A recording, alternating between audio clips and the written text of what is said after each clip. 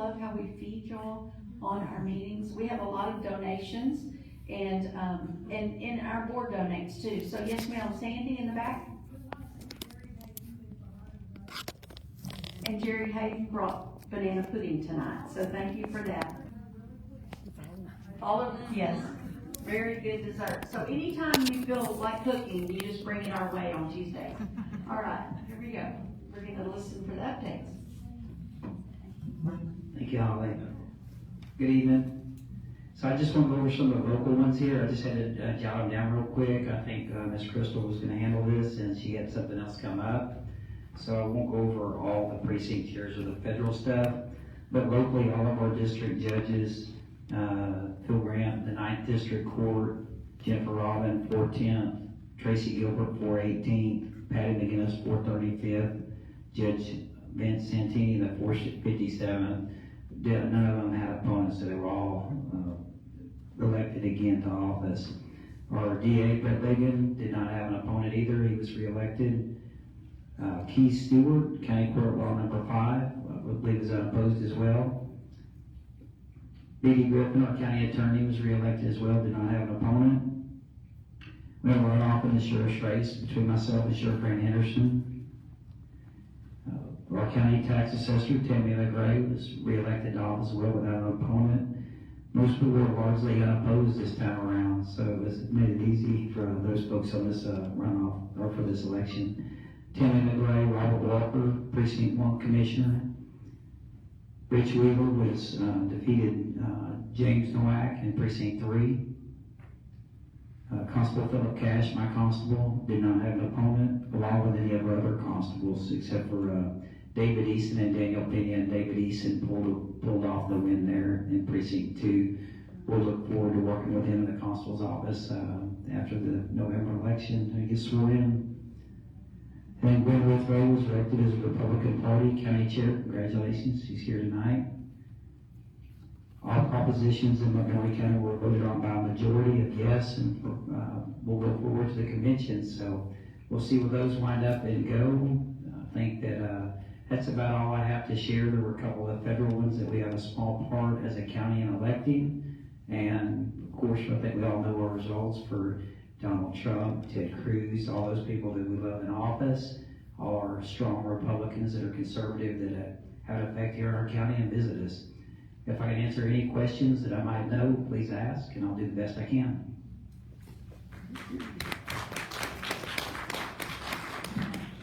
Thank you much. If y'all see that Donald Trump came to visit us tonight, just because he was so proud he won. All right, we're just going to finish up right now. We have our, I'm not sure who's, are these yours?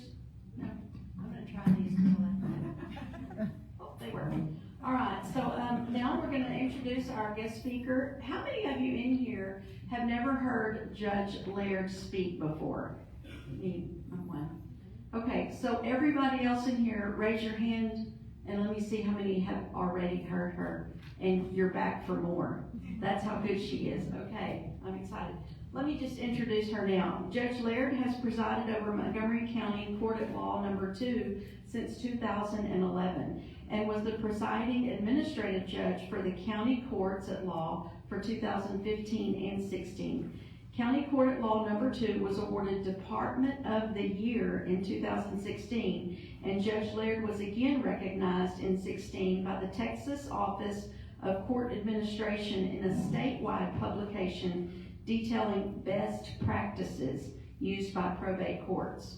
In 2017, County Court at Law 2 was named by the Texas Office of Court Administration as a model court for guardianship administration practices, and Judge Laird was called to testify as a judicial expert on guardianship before the Texas Senate State Affairs Committee. During her first term in office, Judge Laird created the Montgomery County Domestic Violence Court, and during her second term in office, Judge Laird created the Montgomery County Veterans Court. So let's give her a big round of applause for all that she's done for our family. All right, so I have to start by saying thank you to Officer Lambert. He rescued us all today. My laptop didn't have any batteries, so he was kind enough to run out and get one for me from his vehicle. So thank you so much. So now we can see the PowerPoint presentation. So I am your probate judge here in Montgomery County. I handle all the probate for Montgomery County. And just in case you don't know what I'm talking about, when I say probate, I am not saying probation. Some people think I'm talking about criminals when I say probate. Probation is criminal stuff. Probate is when you have someone that has passed away and you're trying to get their affairs taken care of, maybe get their will admitted to probate, get their bills paid, their house sold, and distribute their property. So that's the process I'm talking about. Probate also includes, my court also includes guardianship, which I'm going to touch on just a little bit. But I really just want to talk to you about probate in general and some mistakes that I see all the time that people make. And so,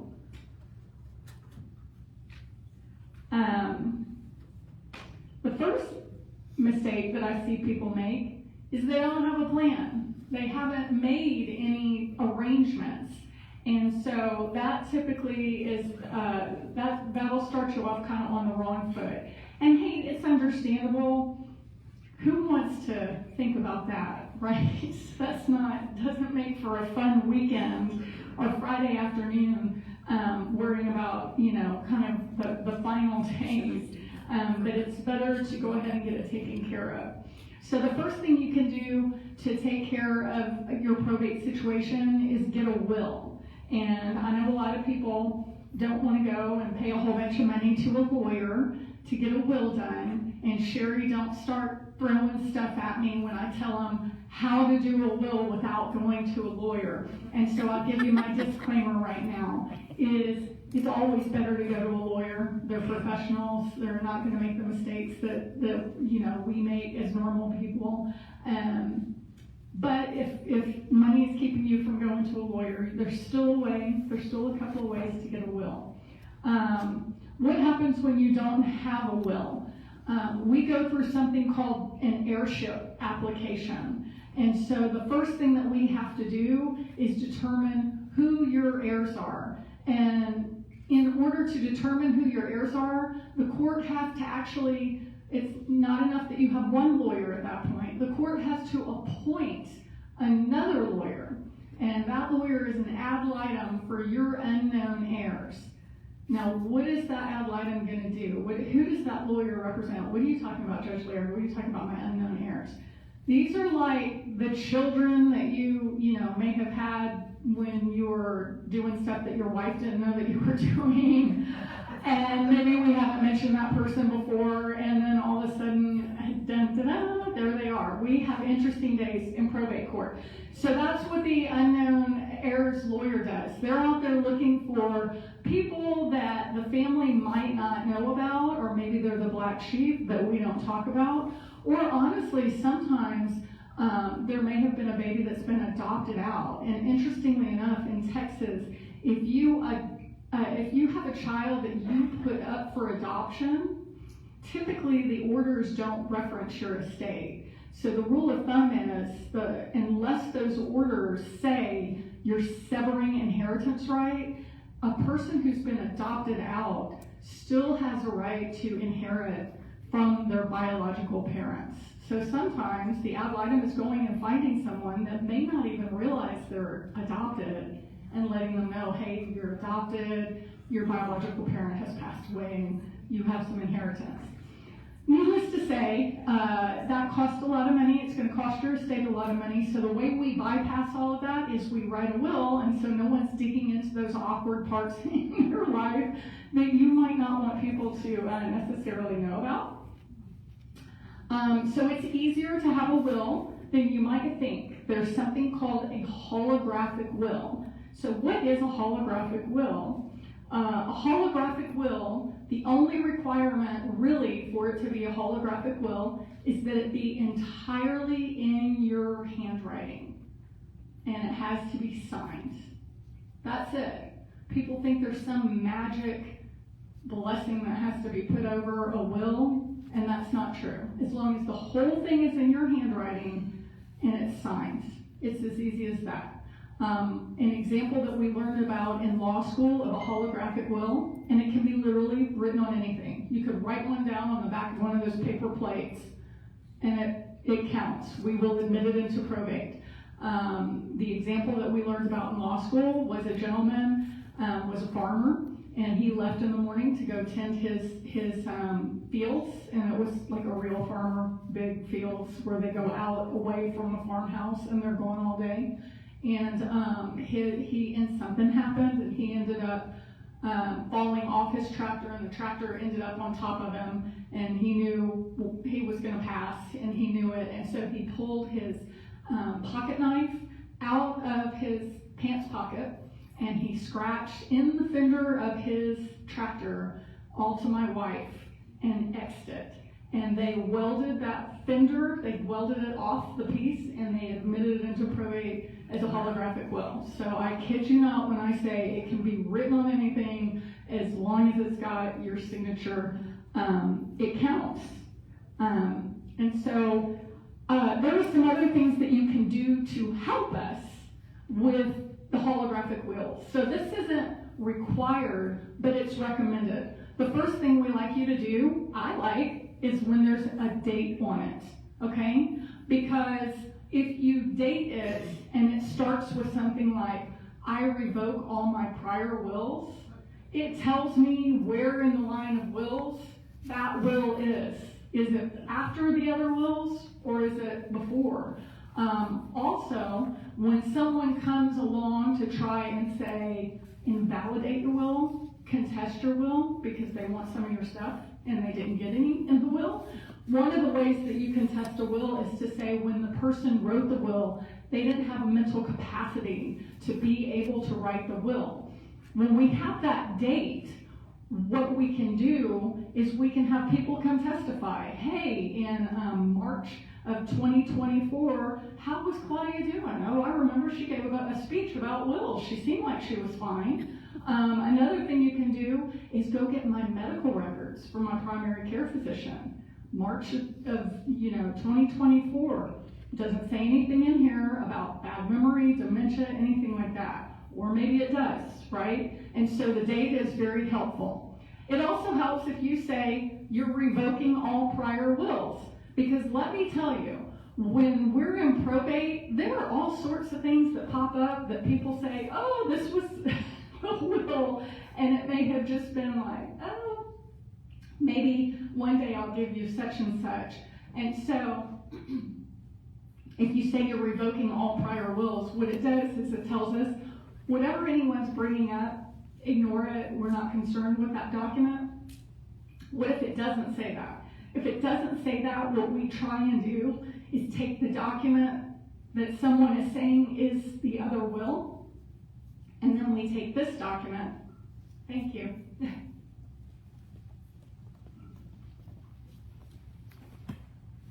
and we try and read them together to kind of make sure we're covering all the bases, but sometimes you can't.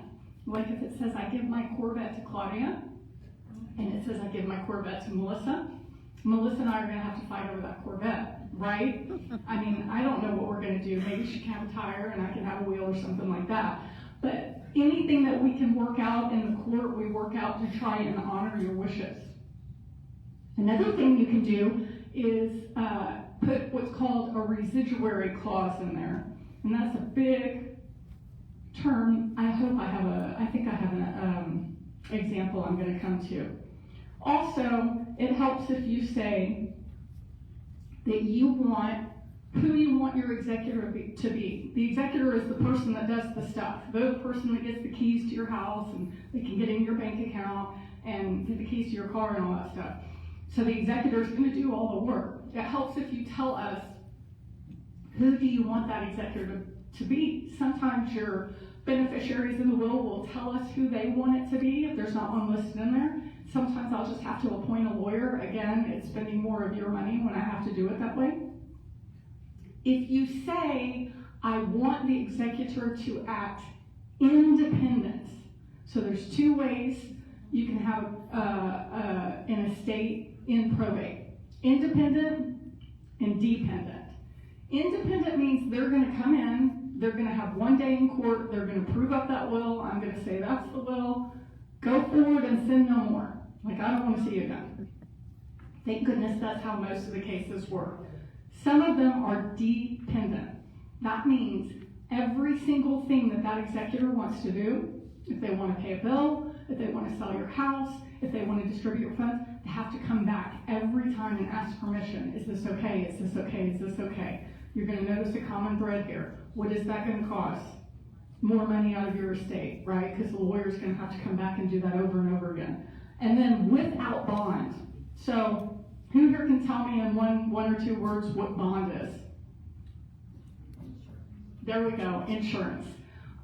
So bond is insurance. So just like if I'm driving my car, I hit someone, I have to have liability insurance. If I'm the executor of an estate, a bond means I have insurance in case I mess something up really badly. I give something away that I shouldn't have, or maybe I just steal it, okay? Because that happens. And so that's the insurance policy that the person who should have gotten that stuff can come and put a claim on the insurance policy and get that money back. Now then the insurance company's gonna come after me for messing up, right? So it's not just like a free get out of jail card. But if you have someone who you trust to do the right thing with your estate, I'm so sorry, I could have talked for hours until I came up here, and then this is just, oh my goodness, give me a second. It's karma. The bond premium is going to come out of your estate. Okay, so again, if you're trying to conserve money in your estate and you trust your executor to do the right thing and to get it right, if you tell us do it without bond, then I'll set your estate up without bond. If that's not in your will, you're not going to get without bond.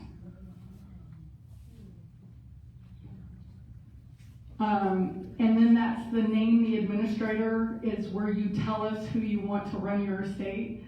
And also it's helpful if there's maybe two people, don't name them both at the same time, but say, hey, I want Bob to be my administrator. And if Bob doesn't want to do it, or maybe he dies, then in second place, I want Jan. Y'all see what I'm saying? So because sometimes, the first person isn't available.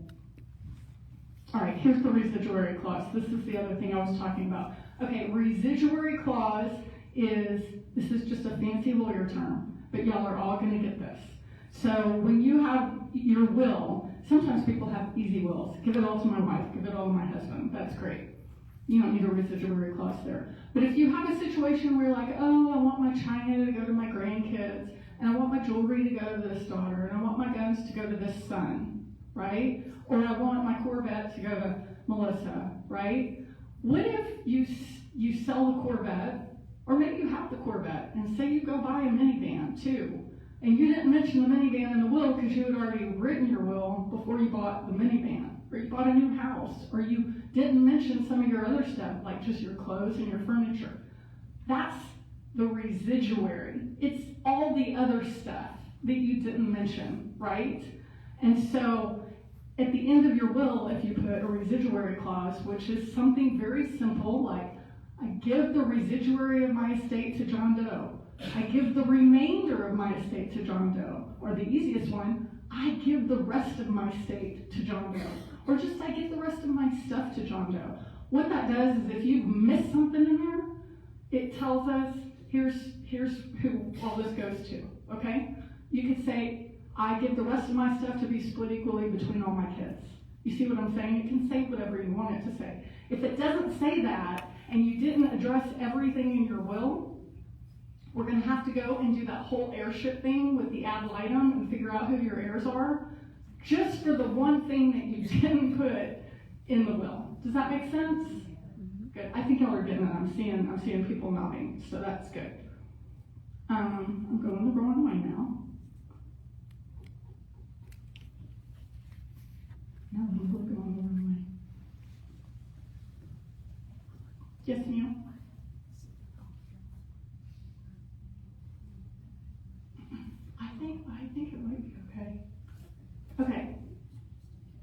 So no plan, no will. So now we covered the will, right? Y'all are all going to be busily typing on your paper plates there. You also can help yourself by having a power of attorney. There are two kinds of power of attorney. There's a medical power of attorney. I think that's self-explanatory. And then the financial we call a durable power of attorney. Okay, typically they're on two separate forms.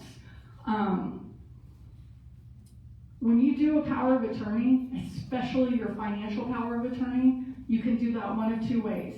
You can do it to where it's active, like right now, right? Or you can do it to where it's called a springing, where it springs into effect if you become incapacitated, right? You end up in a coma, you get in a car wreck, something like that. I'm just going to let you know that I have seen all types of people steal from estates. I've seen kids steal from their parents' estate. I've seen parents steal from their kids' estate. Best friends, mothers, brothers, grandmas, aunts, uncles, cousins. There is no definitive way you can say so-and-so won't steal from my estate. Some people are like, okay, well, I'll just get a bank to be my person. I've seen banks just bend to the will of people who call the most and say, we're going to sue you, we're going to sue you. Well, heck, if you're going to sue me, the dead person sure isn't. Take it, right? I've seen banks do that.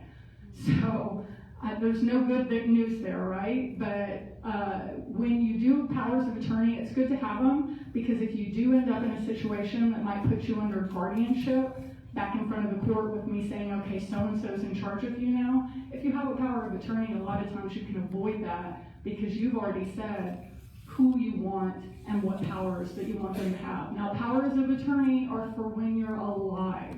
When you pass, those things are done. They're no good anymore. Another thing that you can do is plan to pass assets outside of your estate, right? So those are things like when you go to the bank, you have what's called a payable on death, and it's the thing where if you pass, you put whose name you want to get that money. That doesn't go through your estate. It doesn't go through your will. You don't need to probate. It's going to go, someone's going to walk to the bank with your death certificate, and they are going to hand them that check, okay? You can do that with your retirement plans, your pension plans. If you look at the bottom of your motor vehicle title, there's a place where you can put your spouse on there. So if you pass, the spouse won't have to probate. They also have transfer on death deeds that you can do with your home. So there are becoming more and more ways for people to avoid probate altogether with just a little bit of planning beforehand.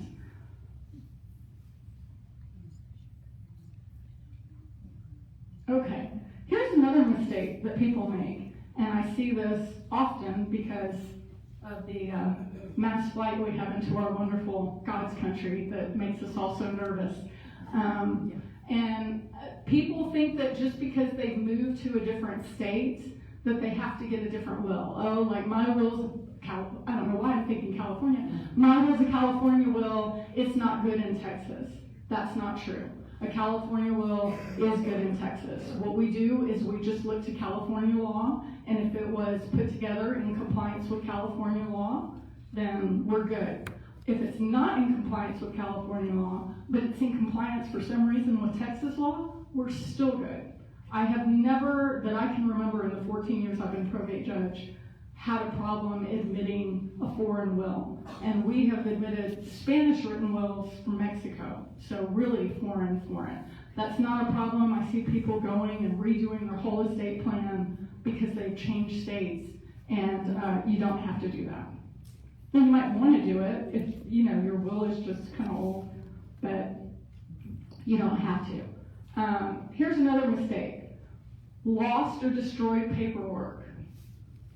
Let me tell you about the importance of an original will. When you go to probate your will, the person who does the application, they have to give the court the original document. Why? What's going to happen if you do 50 copies, right? And that's fine. You can do as many copies as you want.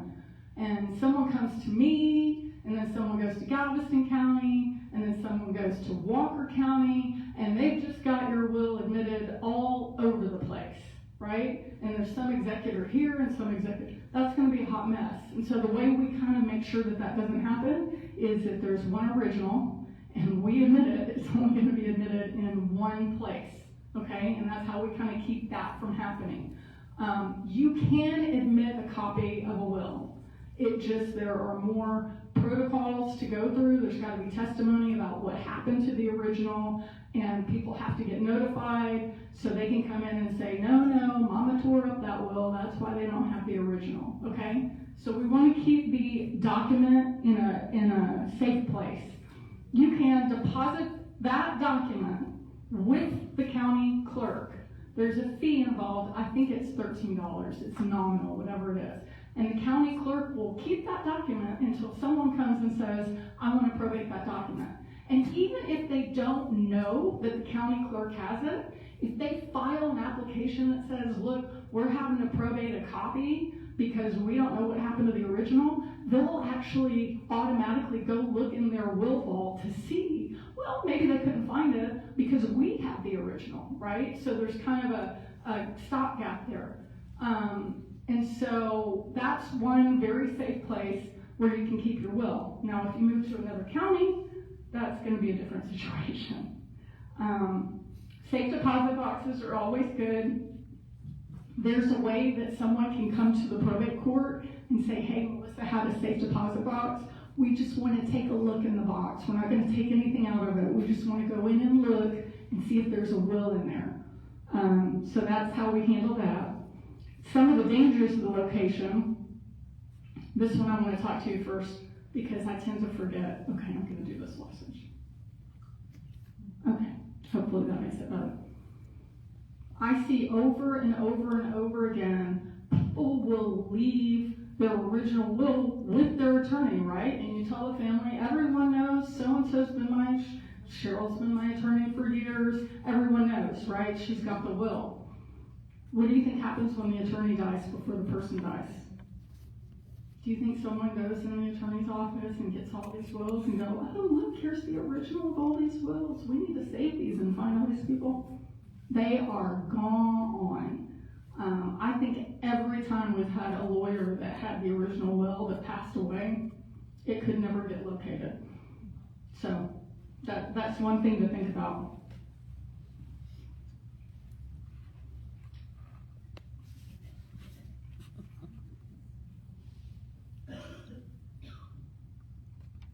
Another thing on location, obviously if your house burns down, that's a problem. But one thing in our area especially, I can't tell you after these floods how many wills I've gotten where the signatures are washed off or bled out, but you can tell. I mean, you can tell it's water damage, and someone will come in and testify it was signed and all that. So take it with you when you leave, or put it high. Don't put it in the bottom, put it up somewhere. All right. When you decide to do your own will, a lot of times people will do unclear drafting, right? When you write something like, my children, I give all this to my children, okay. What if when you wrote it, you had 2 children, and then you had another child? Okay, was she talking about the 2 she had at that time? Did she need to include all her children forever and ever? What if it's a man and someone is pregnant, when he dies? What's that situation, right? So you want to be specific. You want to write names, and then there's the whole thing of, well, I called her mom. We weren't blood, but I was considered one of her children. So there's all kinds of ways you get in trouble there. And then those things just go into, my grandchildren, my children's children. Okay, well, if it's your children's children, you could be dead for a long time and more grandchildren kind of coming along as you go along. So you just want to be really careful about that. Also, when you identify items, be specific. My car, well, what car? Was it the car at the time? Is it any car that you happen to have? Things of that nature. People like to go and scratch on their wills. So they'll go, Sherry's nodding, yes, we see this a lot. They will go and do, pay all the money to get a nice fancy will. And my mom and dad did this. And they know I'm a probate judge, and they didn't even ask me about it. And I'm like, what are you guys doing? This is what I do for a living, and you're doing the same thing all the other people do when they make mistakes on their will. You just like, well, I changed my mind about that, right? People do that. It's fair enough. So what do? You go and you cross through it, and maybe you initial it or something. Well, guess what? If that's a formal will, not a holographic one, but a formal one, it had to have 2 witnesses, right? There was kind of a formality to what you went through to create a valid will that way. How do we know who was around when you crossed that word out? We don't know if there were 2 witnesses, if there were no witnesses, if it was done on the day you executed the darn thing. So crossing out is bad. If you want to change your will, you can do what we call a codicil, and like an amendment. If you have a formal will and you want to make an amendment to it and you don't want to go back and deal with the lawyers, you can do a holographic codicil. Hey, this is to go with my will. That pot I wanted to give to so-and-so, now I want to give it to the other one, right? You change it that way by a different document. Don't start scratching on your will. If you do start scratching on your will, we will still admit your will into probate. But what we're going to do is we're going to ignore all those scratchings and all those words. We're just going to try and look through the scratching if we can see it, and we're going to ignore those words because we don't know if that part of the will is valid or not. So that's how we handle interlineations. Not probating. A lot of people think, I've been married to my husband for 50 years, everything he has, I have, we're common law, Texas, and people will tell you, no, you don't need to probate. And you're going to be fine until you go to sell your house. Because title is held in both of your names. And if you don't have a legal way to get the deceased spouse's title off that house, you're going to be coming to me for a probate. Typically when we see it is mom and dad lived in the same house, dad died, mom stayed there, and then mom died, and then the kids come to probate mom's will, and then they're like, oh wait, no one ever probated dad's will, and we've got to get his name off the thing too. So a lot of times we'll see 2 coming through at the same time. There's a statute of limitations. You have 4 years to probate a will, so get it done sooner rather than later. There is a way, again, there's always a way, to probate outside of 4 years. But again, there's going to be a longer protocol, it's going to be more complicated, and a bigger chance that someone can come in and challenge what you're trying to do, and your will won't be honored.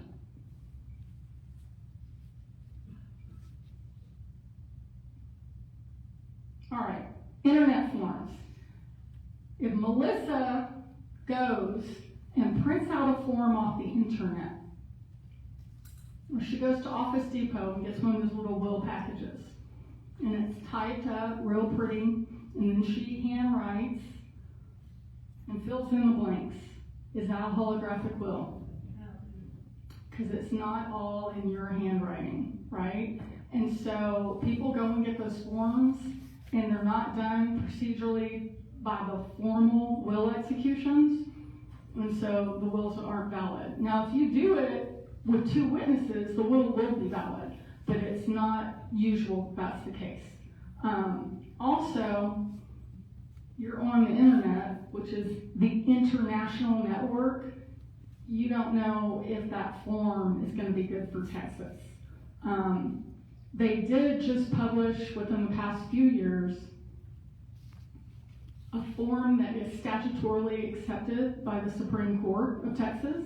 If you go to www.texaslawhelp.org, O-R-G. One day I forgot that and I went to .com, and someone that's not nice has the .com website, and it started uploading all kinds of viruses into my computer. So texaslawhelp.org. They have a statutory form for a will that if you fill in all the blanks and do everything it's supposed to, that's a valid will. If you just don't feel comfortable writing it out on your paper plate. Okay, here's where I'm gonna divert and talk about guardianship. Isn't she cute? Can y'all see this little girl? She's just adorable. So the other side of what I do is guardianship. Guardianship is what we do for people who are disabled, meaning not necessarily disabled like in the wheelchair disabled, but have mental disabilities, like maybe they have dementia, or maybe it's a kid who has Down syndrome or something like that. And people have to come to court and they get appointed to be able to take care of that person's finances and them and find them a place to live. And so we handle all of those cases for Montgomery County. We have 785 people under guardianship for Montgomery County. And how long do y'all think we're responsible for them?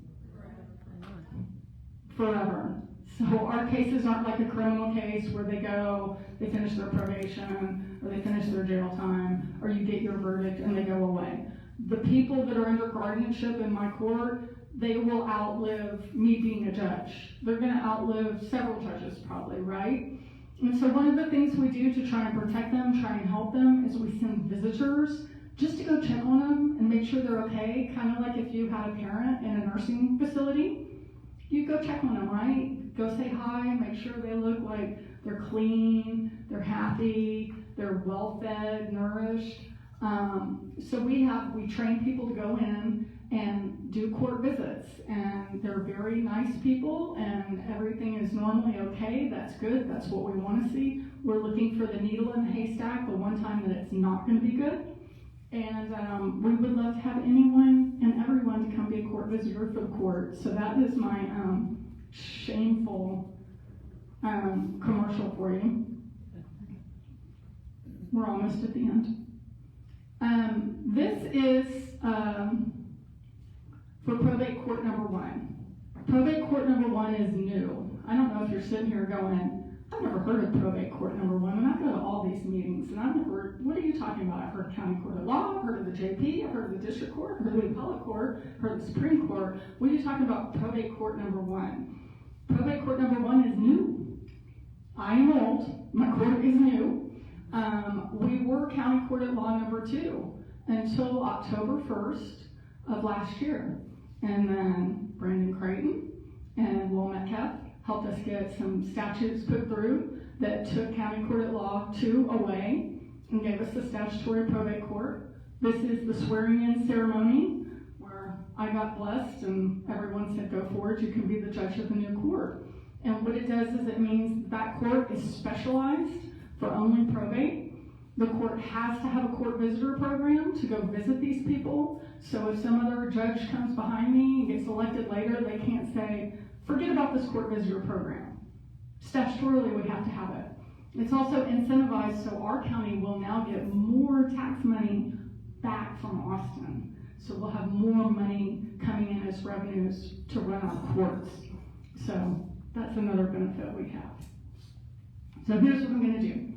Everybody who comes to these things typically has a personal question about something very specific. If you've got one of those questions like, well, we did this and we have that, what would be the best way? Stay, I will talk to you after. If you have just a general question, then ask that so everyone gets the benefit of hearing it. Does that make sense? I promise I won't run out.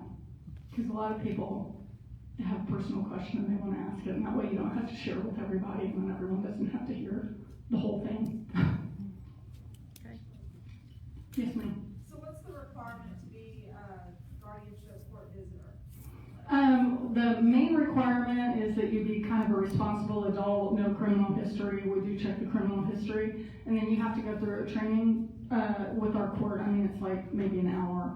And then we can appoint you pretty much if you have a certain type of person you want to visit, if you only want to visit older people, if you want to visit younger people, if you want to visit people on the east side of the county, we can kind of break it down however.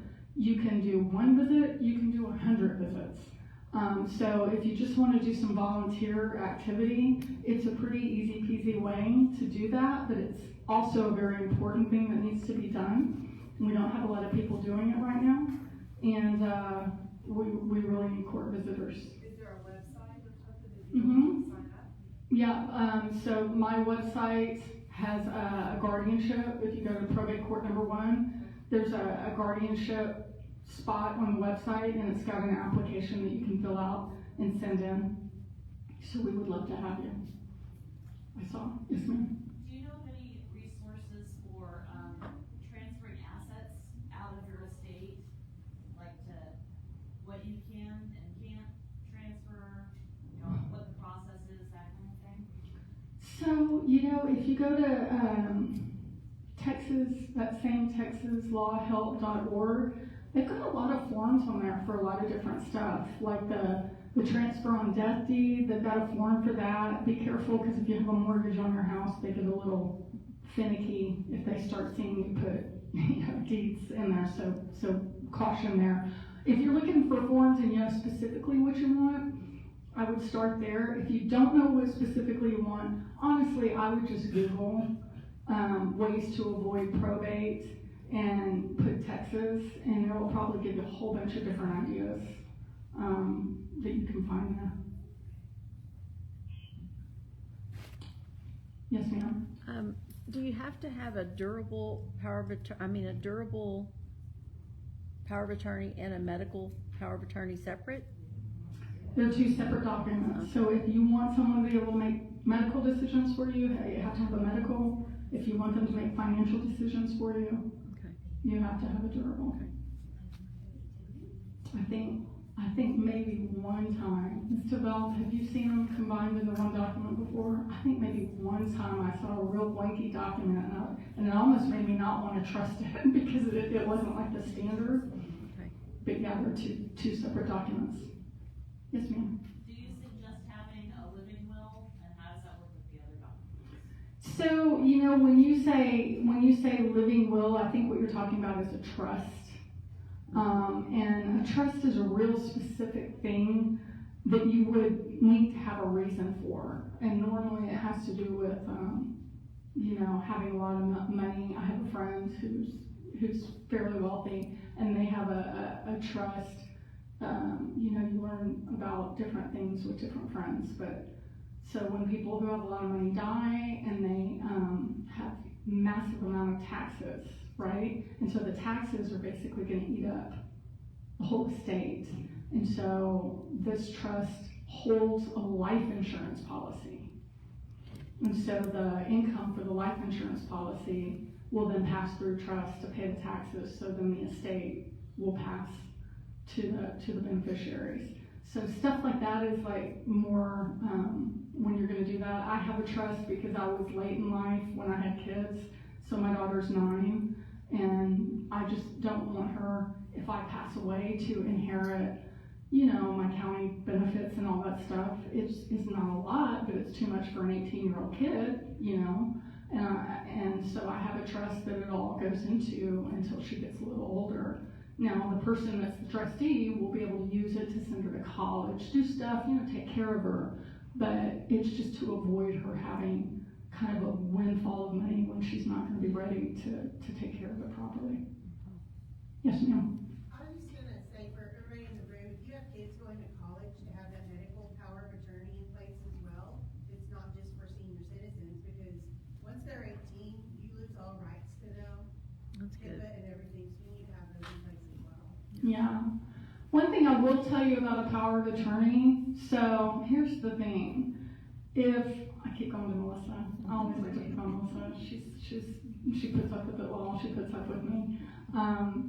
So if Melissa has a power of attorney, like I give her a medical power of attorney, right? And then I go to the hospital and I have gangrene and my foot is black and it needs to be operated on. And Melissa's like, operate on her foot. If I'm laying there and I'm delirious and I'm telling them, do not operate on my foot, they're going to listen to me. Because what I say in that moment overrides that power of attorney. Now, if I'm unconscious, right, or I'm going along with it, then it's going to work. Same thing with your bank account. A lot of times when people get older, they might get dementia, and they've got their powers of attorney set up to avoid a guardianship, right?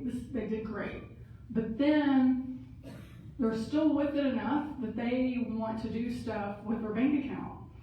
And so then they'll write checks to people who are scamming them and all kinds of stuff. And then we have to go to a guardianship just to keep them from doing that. You see what I'm saying? So if you have a power of attorney, you can always override your own power of attorney, if that makes sense. So if you have a kid who doesn't want you making decisions for them, but it is a good idea, because if your kid goes and, God forbid, they get a car wreck or something like that, it's good to have a power of attorney. And also, if you get a power of attorney, sometimes it's also good to get a HIPAA release.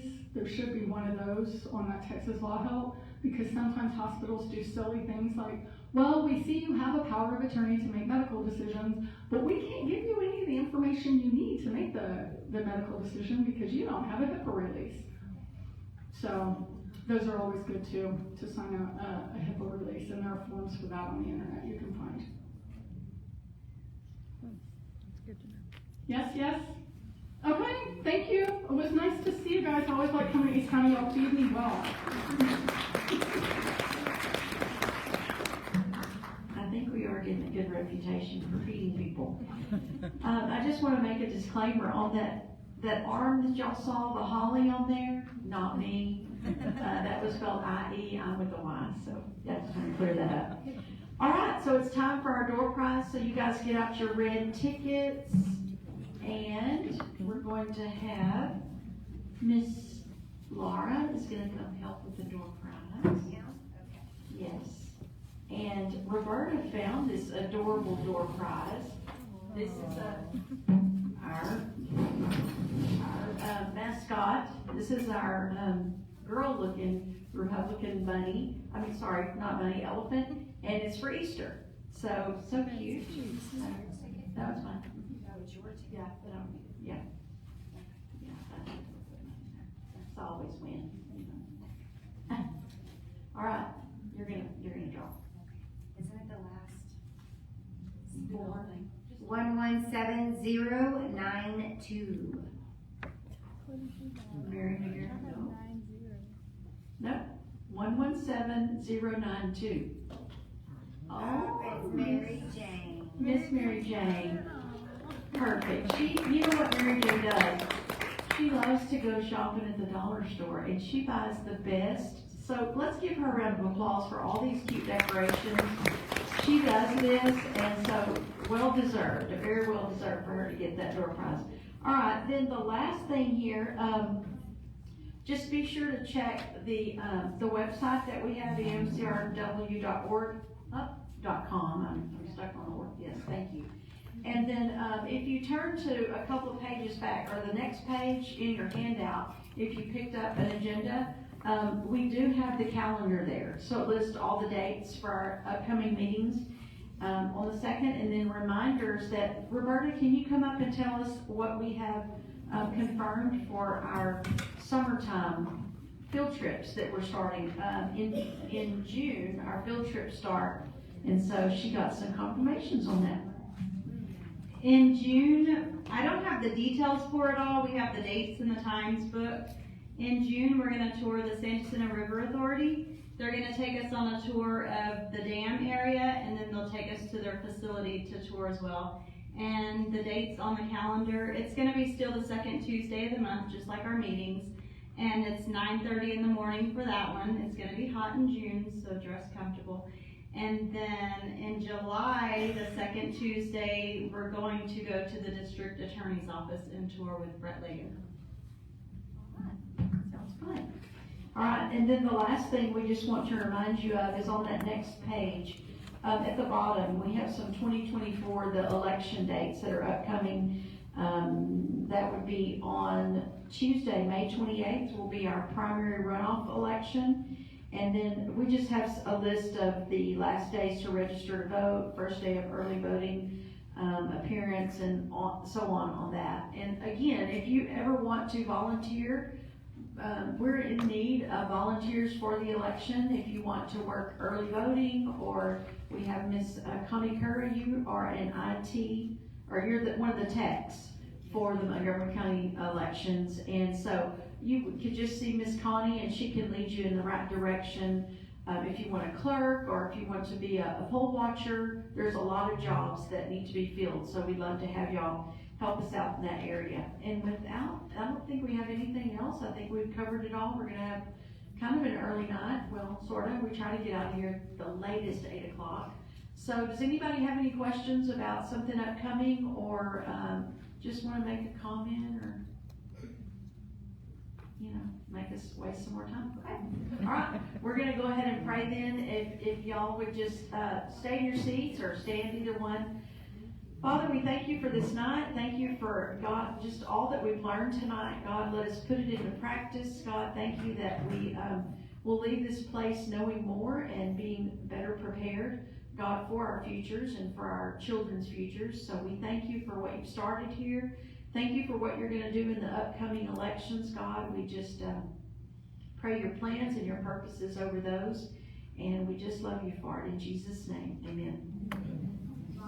Thank y'all again for coming. Yes, ma'am.